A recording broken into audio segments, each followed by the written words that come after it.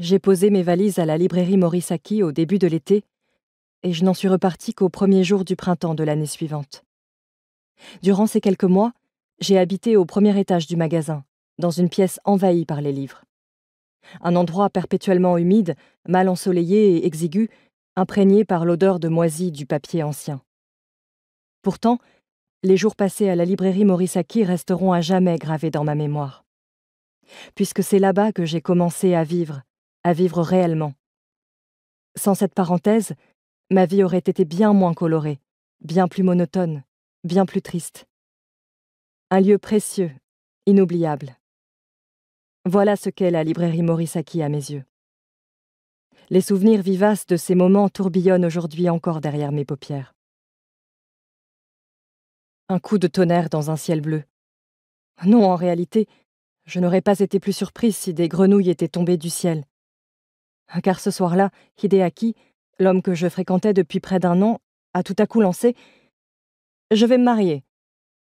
Aussitôt, ma tête s'est remplie de points d'interrogation. Non pas « Et si on se mariait ?»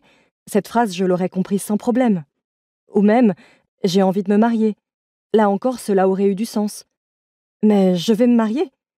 C'était bien trop étrange. Le mariage était un serment qui sous-entendait l'accord des deux parties impliquées. Sa façon d'en parler m'a donc paru tout sauf sensée.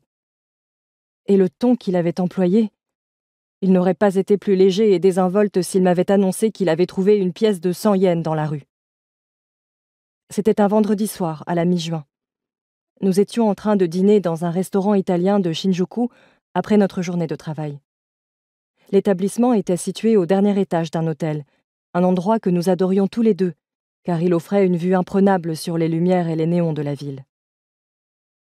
J'avais craqué pour Hideaki le jour de mon arrivée dans l'entreprise, qu'il avait rejointe 3 ans avant moi. Dès que je me retrouvais seule avec lui, mon cœur se mettait à bondir dans ma poitrine, comme sur un trampoline. Ce soir-là, notre premier tête-à-tête depuis longtemps, je sirotais mon verre de vin de belle humeur. Quand tout à coup « Hein ?» ai-je spontanément répondu, croyant avoir mal entendu. « Je vais me marier », a-t-il répété avec toujours la même désinvolture. « L'année prochaine. » « Se marier ? Mais qui va se marier ? Et avec qui ? » « Moi, avec ma petite amie. » J'ai penché la tête, un peu perdue. « Ta petite amie ?» Il a mentionné sans sourciller le nom d'une collègue qui travaillait dans un autre service. Elle avait intégré la boîte la même année que moi, et elle dégageait un je ne sais quoi d'adorable qui vous donnait envie de la serrer dans vos bras. À côté d'elle, je n'étais qu'une grande perche au physique plutôt banal. Je ne parvenais pas à comprendre ce qui avait pu le pousser à me draguer, alors qu'il sortait avec une si jolie fille. Il m'a raconté qu'ils étaient ensemble depuis 2 ans et demi. Elle était donc dans sa vie avant moi. Je ne savais pas qu'il avait déjà quelqu'un, bien sûr, je ne l'avais jamais soupçonné, et je n'avais même jamais envisagé cette possibilité. Je croyais que s'il n'avait rien dit à propos de nous à nos collègues, c'était pour ne pas rendre l'atmosphère gênante au bureau. En réalité, je n'avais jamais été la numéro 1 dans son cœur. Je n'étais rien d'autre à ses yeux qu'une fille avec qui passer du bon temps. Était-ce moi qui étais trop naïve ou lui qui était trop sournois ? Toujours est-il que leurs parents avaient fait connaissance et qu'ils comptaient échanger un cadeau de fiançailles le mois suivant. J'étais prise de vertige. On aurait dit qu'un moine venait de frapper un gong à l'intérieur de mon crâne.